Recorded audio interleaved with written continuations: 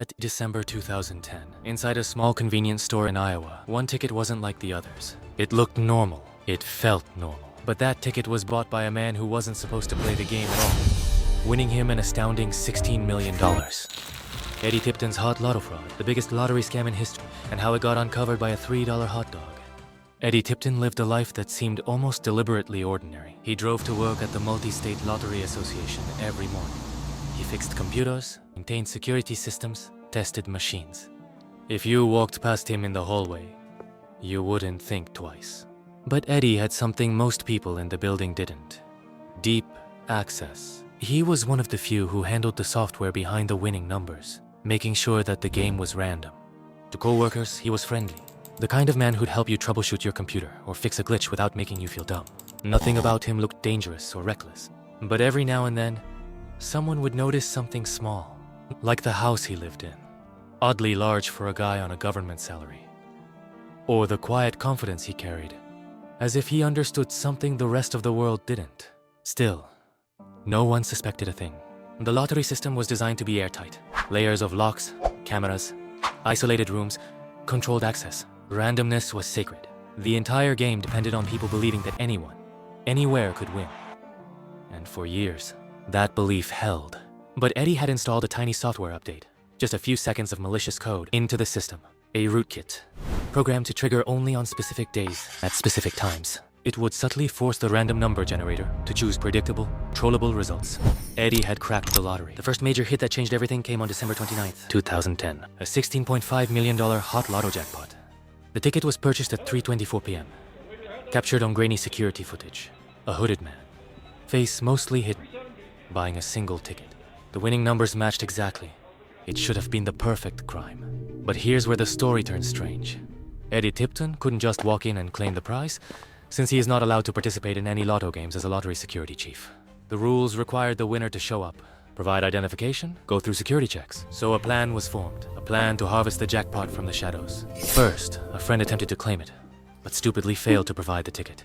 Then, Eddie's brother Tommy Tipton, working in law enforcement, provided the exact purchasing time and location, but didn't have the correct serial number. Eddie was furious. He worked this hard, but never came up with a thought-out exit strategy. Then, months later, a Canadian lawyer suddenly stepped forward.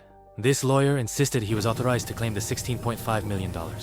He had the correct ticket with matching serial number. First, he claimed to be the winner himself. After falsely describing the clothes worn the day of the purchase as brown suit, instead of black hoodie and jeans, he admitted to claiming it on behalf of the winner. Yet he refused, repeatedly, to reveal who the actual winner was. The Iowa Lottery rejected the claim, even though the given serial number matched the ticket. Because one money can be claimed, but anonymity cannot. Not in a game built on public trust, where every single winner has been publicized.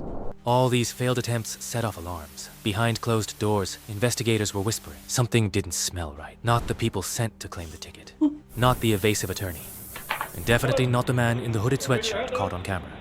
For years after the failed 2010 jackpot, the case sat cold. But footprints began to appear. Other jackpots across the Midwest, odd ones, years apart, started tracing back to people connected to Eddie Tipton. Friends, family, his brother. The random winning streak suddenly didn't look random at all. And then came the break. Investigators examined the surveillance footage again. The hooded man who bought the winning ticket was taller than average, broad-shouldered, moved with Eddie's exact posture, and, crucially, was adopting a very distinct voice pattern. When he briefly spoke to the cashier, co-workers recognized it instantly and ratted him out. They confirmed that was definitely Eddie Tipton. The man who built the lottery security system was the man who had hacked it. It didn't make sense at first. Why would someone with that job take a risk like this? Why would he need money when he already seemed strangely comfortable? Why would he let a lawyer from Canada walk into an office and try to claim a jackpot for him? Piece by piece, the picture sharpened. It wasn't just one jackpot, and it wasn't luck. It was something far more intentional. Something that forced investigators to rethink everything they believed about how safe the lottery really was. When the truth unfolded, it shocked everyone. Eddie had been secretly manipulating lottery drawings all over the country for years. Not just Iowa. November 23, 2005, his brother won a $600,000 jackpot in Colorado. On December 29, 2007, Robert Rhodes, friend of Eddie Tipton, won $800,000 in Wisconsin. November 23, 2011, Kyle Kahn, a friend of Eddie Tipton's brother, won $1.2 million in Oklahoma.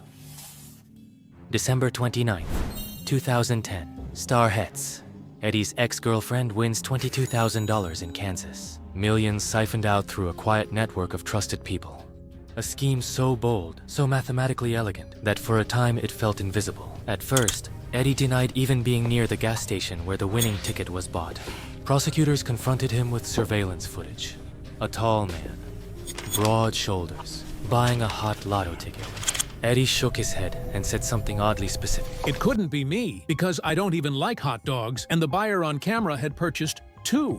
A terrible excuse. How could a man so smart simultaneously be so stupid? Obviously, investigators didn't buy the denial of his fat ass. Because separate from the footage, they had found something far more precise. The GPS data from Eddie's phone. It placed him at the exact location of the ticket purchase. The exact minute. The exact spot. Still, none of this made sense by itself. If Eddie didn't step forward to claim the money, then who did? That's when the prosecution uncovered an unexpected connection. The mysterious person who hired the Texan lawyer, who then hired the Canadian lawyer, was a man named Robert Rhodes, a friend of Eddie Tipton, connected to him on Facebook. A small digital link that suddenly meant everything. You might have noticed that only 2 dates were winning days of Eddie's network, and so did the police. They raided his storage unit, where the computer responsible for all lotto winnings in 2007 was found. It had a code installed that allowed Eddie to gain insight of the winning numbers of November 23rd and December 29th. It was crushing evidence and a breakthrough for the case, tying Eddie Tipton to 5 rigged lotteries. In court, prosecutors described a man who used his expertise not to safeguard the game, but to rewrite it for his own benefit. His friend, Robert Rhodes, eventually confessed. Multiple accomplices, such as his brother Tommy, admitted involvement. And Eddie, surrounded by crumbling lies, ultimately did too. Eddie was arrested in 2015. He was sentenced to 25 years in prison, ordered to pay back $3 million in restitution. And Eddie, the quiet, helpful IT guy, had become the architect of one of the most audacious lottery scams the world had ever seen. Though after serving 5 years, he was released on parole in 2022. In the aftermath, the lottery overhauled its security. Policies changed. Systems were rebuilt from the ground up, because a single person had managed to slip through the cracks and rewrite the rules of a game millions of people trusted. And maybe that's why this story sticks. It's not just about greed or money. It's about how a system built on randomness was undone by someone who understood it too well. Someone who didn't rely on luck, because he had found a way to remove luck from the equation entirely. Eddie Tipton didn't just cheat the lottery. He challenged the idea of chance itself, and the world is still learning from what he exposed.